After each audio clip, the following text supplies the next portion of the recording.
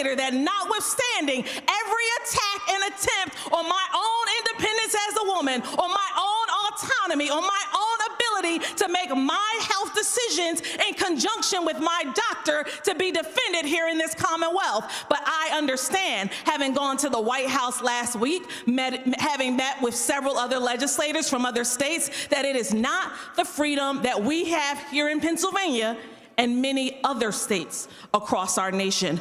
Last year, we were all devastated when the United States Supreme Court, in its radical right-wing agenda, took away the rights of millions of Americans in a situation where they were not elected to do so.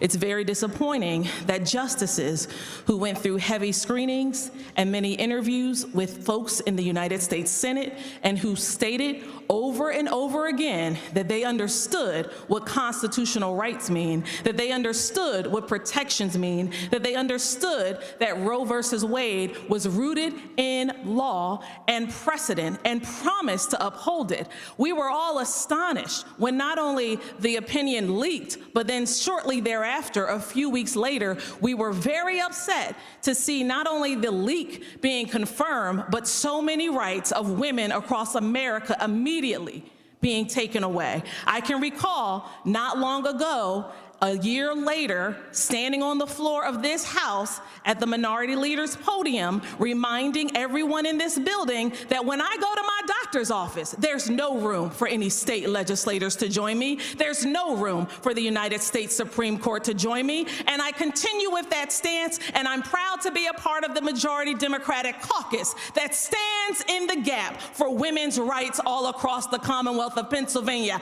I'm proud to be a part of this House Democratic majority that ensure there would be no constitutional abortion ban. So we have work to do. When there are women coming from West Virginia going to parts of Western Pennsylvania to get health care, and women coming from Ohio going to get critical health care, we recognize we have to do more as a body, we have to do more as a legislature, and most importantly, we have to ensure that all of America's daughters enjoy all the rights and freedoms that their mothers and grandmothers were able to see here in the 21st century. Thank you, Mr. Speaker.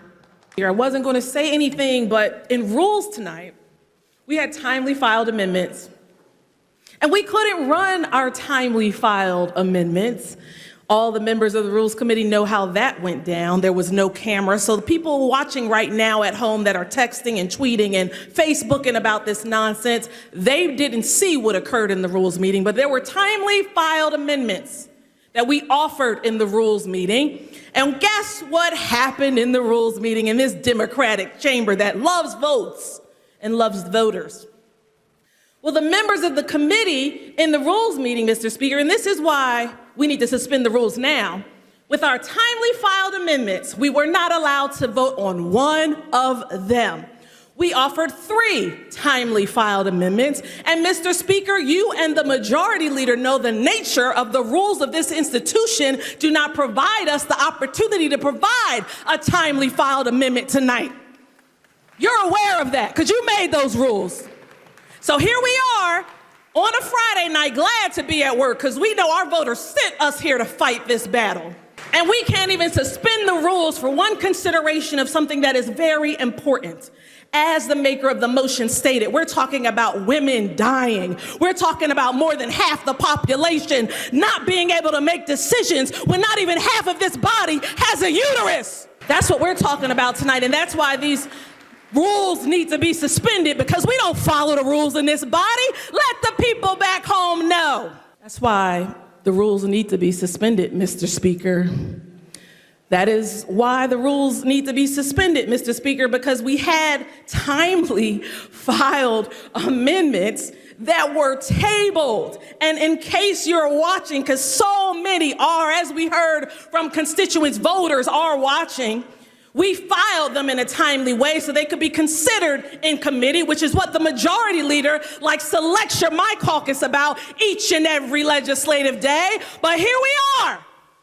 being silenced yet again. And understand, when you're silencing us, we are actually elected officials like you all. So you're silencing millions of voters from every corner of the Commonwealth when you silence us and don't allow us to amend bills that won't let people vote, that won't allow women to make their own decisions. You're silencing all of us. So we need to suspend the rules and let this amendment come through before we rush this off to the voters. Those same voters that you tried to silence in 2020 when you didn't like the outcome of the election. Those same voters that you said it didn't matter what they chose. Those are the people you're trying to shut up.